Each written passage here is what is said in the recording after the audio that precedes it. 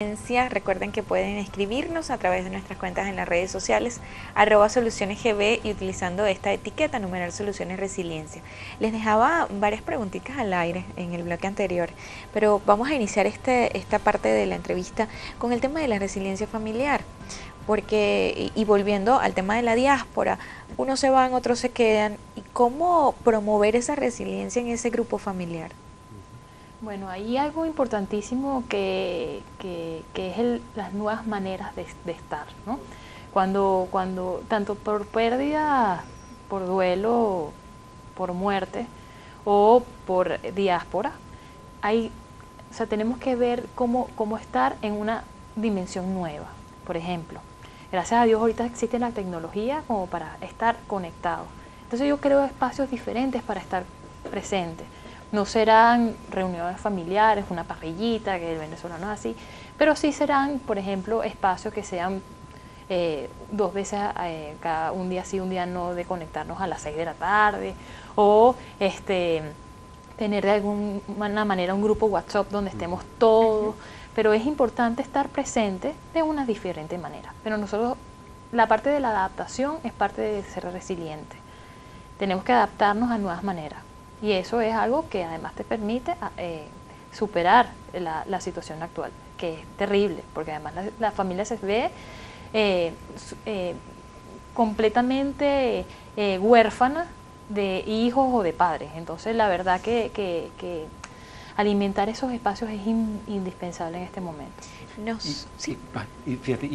Pero agregando, es decir, resiliencia, así como el ser humano, estamos llenos de luces y sombras. Sí, claro. Entonces, por ejemplo, está ocurriendo, y Karina está dando ahí ejemplos concretos para atenderlo, pero también dar espacios, ¿sí? Porque así como la luz resuelvo, pero dar espacio también a la sombra. ¿A qué me refiero? Estamos separados, diáspora y tal. Bueno, hay que tener conciencia de sufrimiento. Hay que tener espacios en la familia, porque lo afectivo me duele tanto.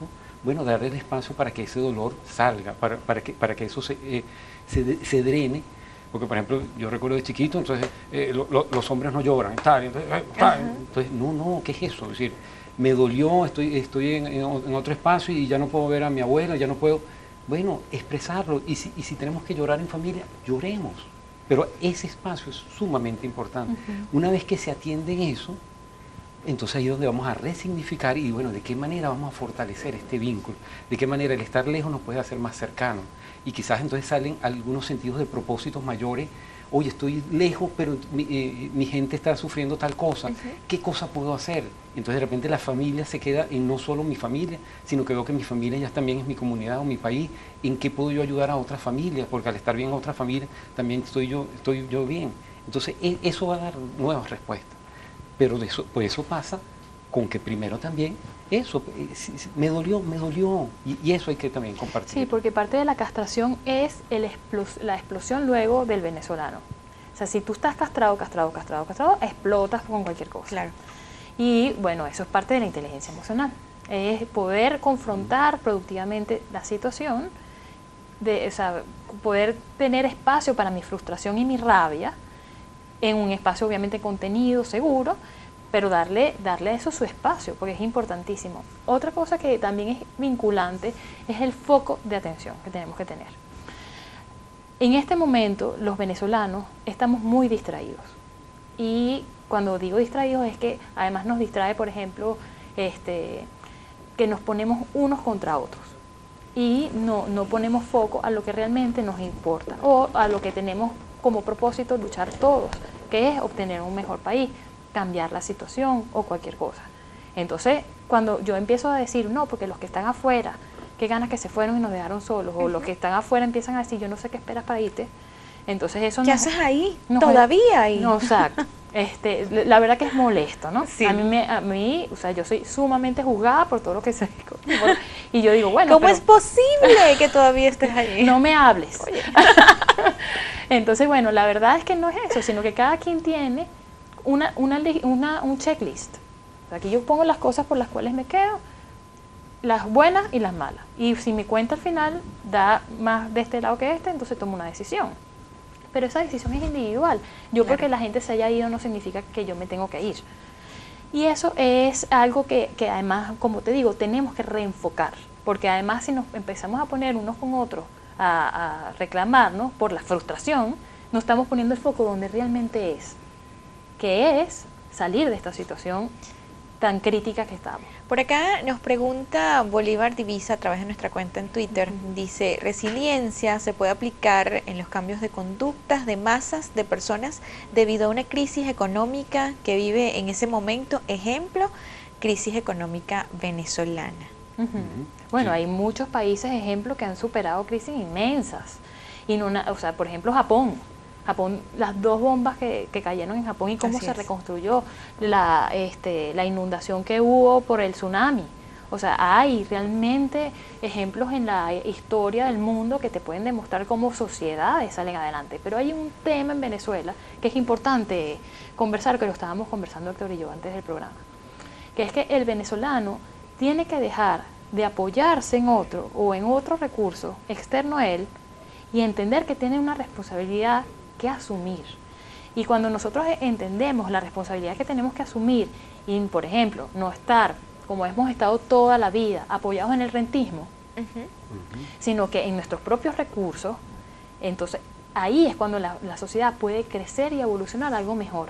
Porque si realmente, además esto es un chiste de hace años, ¿no? Una maestra en Japón dice, aquí no tenemos nada, solamente a nosotros y a nuestro cerebro. En Venezuela, mira, tenemos petróleo, tenemos toda el médano, minería. Exacto. Así Turismo. que tú no tienes que hacer demasiado esfuerzo, ¿no? Entonces, cuando vemos de qué estamos culturalmente hechos, la verdad es que salir o desprendernos de esas creencias limitantes, porque además son falsas, y te empiezas a entender tú como recurso individual, con mente, cerebro y responsabilidad, pues es otra o sea, tú asumes la realidad de una manera muy diferente, muy distinta. La riqueza de un país no está dada por la riqueza de los recursos naturales. No. La riqueza de un país está dada por la riqueza de cada individuo, por el sentido de cultura de cada individuo. Y cuando hablamos de cultura, puede que no tenga ni grado de instrucción. Cultura es ser amable. Exacto. Es decir, yo recuerdo, por ejemplo, recién graduado, iba a sitios rurales, pero de extrema pobreza, y con qué dignidad ese campesino salía, me ofrecía su guayoyo y me ofrecía una arepita. Y lo hacía con una dignidad que provocaba entonces relacionarme con Y él. nada como comerse una arepita y un guayoyo en el interior del país, Ay, ¿verdad? sí. Total. No, pero es que además eso es parte de lo que tenemos que asumir. Y ese vínculo relacional, esos recursos internos que tengo, y dejar de pensar que otro me va a solucionar los problemas. Aquí hay un tema grave que es que yo lo veo mucho en Twitter, y que no pasa nada, ¿qué están esperando para que la gente salga? Y yo, ¿dónde estás tú? Porque ¿Qué además estás tú no haciendo puedes tú? exigir del otro lo que tú no estás dispuesto a hacer. Entonces es eso, es reenfocar realmente y poner todo nuestro empeño hacia las cosas que realmente son productivas a hacer, y no estar distraídos en tonterías. Por ejemplo, ¿Cómo? una Ajá. manera de verlo es, se dice, por ejemplo, la fragilidad de nuestras instituciones. Ujú. Ok. Bueno, rescatemos la primera institución, que soy yo mismo. Yo mismo soy una institución. La manera como yo me comporto, eso, ya ahí, si los principios y los valores salen en conducta, eso es una institución. La institución que sigue, que me duele, mi familia, recubremos la institución familia. Y así, es decir, pero, tal cual lo que Hay te que diciendo comenzar desde nosotros. es correcto.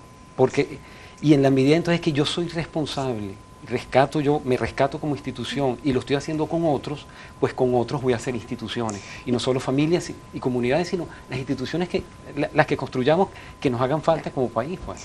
Este seguidor pues nos hablaba de la crisis económica, lo definía así, la situación económica del país. Pero ¿cómo manejar esto también en el tema de las organizaciones, en el tema empresarial? Ambos son especialistas también en organización. ¿Cómo manejar la resiliencia, o cómo lograr que una empresa, que una organización sea resiliente ante tantas adversidades? Sí, hay muchos aspectos, quizás lanzó uno y después te lo lanzo, que tiene que ver con el tema de la manera como se maneja la armonía. Y eso nos pasa cuando en una organización es una cadena de servicio, y una cadena de servicio requiere un sentido de cooperación, es decir, un mínimo sentido de confianza y cooperación, y trabajamos las cosas en equipo. ¿Qué es lo esencial para trabajar en equipo? Ser capaces de que sea el equipo el que me protege y no yo estar protegiéndome. Si yo estoy protegiéndome de qué es lo que digo y lo que no digo, ya allí no soy equipo. Si yo estoy con una agenda oculta de que yo quiero tal cosa y no le estoy jugando bien, ya ahí no soy equipo. Es decir, ser equipo es ser capaz de decirte las cosas de frente. Te las voy a decir con respeto, pero te las digo de frente. Ser equipo es ser capaz de argumentar, de discutir, y de esa discusión un conflicto sano, y de ese conflicto va a emerger tal cosa. Entonces, eso, nosotros hemos visto que en las organizaciones hay a veces equipos que no logran pasar ese estadio y se quedan en la armonía, como artificial. Y aquí Vamos a hacer una pausa acá en Soluciones